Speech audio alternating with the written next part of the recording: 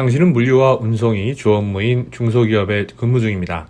인사부에서 3년간 근무하다가 정기 인사관령에 따라 홍보실에서 근무하고 있습니다. 어느 날 과장님이 당신을 호출합니다. 이대리, 다음 달 말에 사장님께서 미국 출장 가시는데 그때 들고 갈 회사 홍보물을 만들라는 지시야. 책임지고 만들어봐. 다음 달 말이면 겨우 한 달 반 남았는데요? 가능할까요? 왜 이래 아마추어같이. 시간이 없으니까 빨리 시작해. 홍보물 제작 경험이 없는데 이런 지시를 받으면 눈앞이 캄캄해집니다. 그죠? 그런데 어쩌겠어요. 잘리지 않으려면 사장님이 원하는 홍보물을 갖다 바쳐야죠. 지금부터 이대리의 고민을 함께 해결해 보겠습니다. 가장 먼저 해야 할 일은 만드는 이유를 점검해 보는 겁니다. 이 부분을 소홀히 한 채 작업하면 고생은 고생대로 하고 잔소리는 잔소리대로 듣거든요.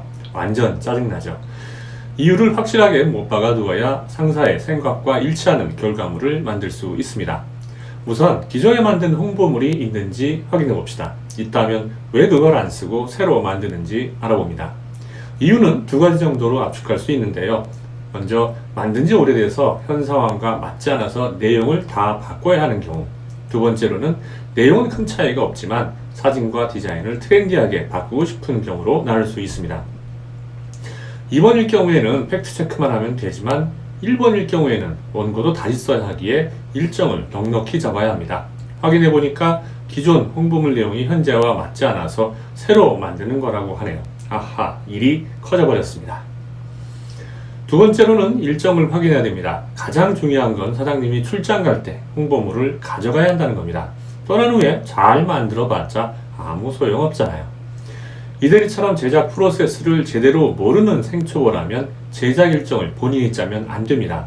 전문 제작사에 의뢰해서 일정, 예산, 제작 사양 등을 한꺼번에 정리해야 실수를 방지할 수 있습니다. 그 다음에는 제작사를 선정해야겠죠. 제작사 선정을 경쟁 입찰로 할지 수의 계약을 할지 정해야 합니다. 실이 급하다면 한 곳을 임의로 정해서 진행할 수도 있습니다. 실이 급한 경우는 수계약 사유가 되거든요. 그런데 이 과정도 만만치 않은 시간이 소요되니까 서둘러야 합니다. 제작 사양을 정확히 정해야 견적을 낼 수 있습니다. 제작 사양은 나중에 바꾸기가 어렵기 때문에 상사와 상의해서 확정을 해놓아야 합니다. 부서별 담당자도 정해서 원고를 의뢰해야 합니다. 각 부서 담당자를 모아서 원고 형식과 마감일을 구체적으로 알려줘서 작업을 진행하도록 합니다. 대개는 본인 업무 외의 일이기 때문에 잘 협조가 안 되는 경우가 많으니까 일정에 늦지 않도록 자꾸 재촉을 해야 합니다. 외국어 번역을 할 때에는 국문 원고를 빨리 완료해야 합니다. 완성되지 않은 국문 원고를 주면 자꾸 수정하면서 추가 비용이 발생하고 기일도 늘어질 수 있거든요. 사진 촬영을 하려면 인물이나 장소를 위한 일정 섭외도 필요해서 미리 시간을 넉넉하게 잡아야 합니다. 이렇게 따져보니까 45일은 결코 넉넉한 시간이 아니었네요.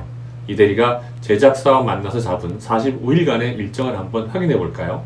밑줄 친 항목이 이대리가 직접 해야 할 업무입니다.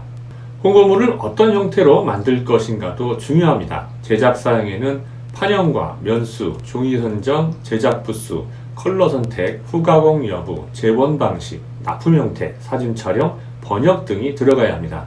판형은 홍보물 크기입니다. 대부분 A4 판형을 기본으로 가로 세로 크기를 줄이거나 느린 변형판을 선택합니다. 이 잡지의 경우 판형은 A4 판형으로 가로 210, 세로 297입니다. 흔히 북배판이라고도 하죠. 이 북배판에 세로를 반으로 자르면 A5가 되고 국판이라고 합니다. A4라는 용어는 국전지를 4번 잘랐다는 뜻입니다. 사륙전지는 A 대신에 앞에 B가 붙는 게 다르고요. 표준 규격과 다른 파격적인 판형으로도 물론 만들 수는 있지만 종이 소모가 커져서 제작비가 올라갑니다. 전체 페이지 규모에 따라서 재본 방식이 달라지는데 페이지는 인쇄 시스템상 4의 배수로 산정하기 때문에 정확하게 잡는 게 좋습니다. 이대리는 내용에 맞춰서 면 배열표를 미리 구성해보고 그에 맞는 원고량을 부서 작성자들에게 미리 알려줘야 합니다. 종이는 굉장히 다양한데 회사 홍보물의 경우에 일반적인 백상지나 아트지보다 좀 더 고급스러운 랑데뷰나 몽블랑을 쓰면 무리가 없습니다. 제작 부수를 너무 작게 잡으면 권당 단가가 많이 비싸지므로 적정 인쇄 부수를 찾아야 합니다. 나중에 또 인쇄하려면 다시 많은 돈을 들여야 한다는 점도 고려해야 하죠. 컬러는 대부분 사색이지만 별색을 이용해서 고급 인쇄를 할 수도 있고 2도를 선택하는 경우도 있습니다. 컬러가 추가될 때마다 인쇄비는 올라갑니다. 후가공은 표지에 적용하는 특수한 코팅 처리 방식입니다. 표지 잉크가 묻어나는 걸 방지하거나 표지의 내구성을 강화하기 위해서 적용하는데요. 표면을 액체로 코팅하는 UV 코팅, 필름을 이용한 라미네이트 코팅, 고급감을 더하는 박가공, 음각과 양각 느낌을 주는 형압, 특정 부위의 열처리라는 에폭시 가공, 원하는 모양의 구멍을 뚫는 타공 등이 있습니다. 재본 방식은 크게 중철과 무선 재본이 있는데요. 16페이지 이내인 경우에는 스테이플러를 이용한 중철을 선택하는데 고급 홍보물의 경우는 하지 않습니다. 16페이지 이상은 무선 재본을 선택합니다. 이 대리는 제작사와 협의한 결과 최종적으로 사양을 다음과 같이 정했습니다. 판형은 A4, 면수는 28페이지, 종이 표지는 랑데뷰 210g, 내지는 랑데뷰 130g, 제작 부수는 1000페이지, 부경문 각각 500부씩 만들기로 했고요.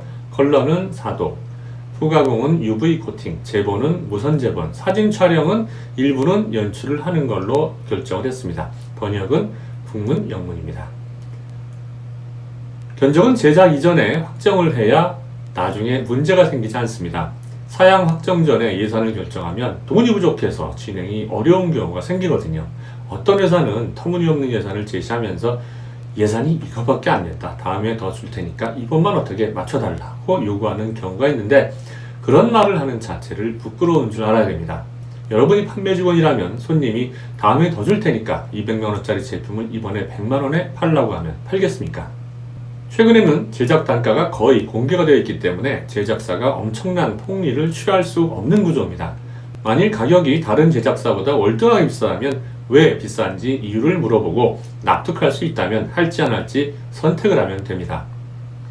한 가지 유의해야 할 사항이 있습니다. 인쇄소는 종이를 한꺼번에 저렴하게 구매할 수 있으므로 디자인 전문 회사보다 견적이 저렴할 수 있습니다. 그러나 주업이 인쇄이기 때문에 결과물의 완성도 수준 차이가 클 수 있다는 사실도 고려해야 합니다. 면적을 볼 때는 가격과 품질 양쪽을 다 감안해야 합니다. 홍보물 제작이 어려운 이유는 보는 사람의 주관에 따라서 같은 결과물도 전혀 다른 반응이 나오기 때문입니다. 무엇보다 최종 결제권자의 의사를 정확하게 파악하는 게 중요합니다. 실무자가 결제권자의 의도를 잘못 파악하면 작업을 처음부터 다시 할 수도 있거든요. 제작 전에 상사들에게 최근에 제작된 다른 회사 홍보물을 보여준 후에 큰 제작 방향을 참고하면 좋습니다. 사진이나 일러스트 등의 주 표현 수단은 확정해 놓는 게 좋고요. 촬영의 경우 자연스럽게 찍을지 혹은 연출할지도 정해야 됩니다. 연출할 때에는 전문 모델을 섭외할 경우도 있습니다.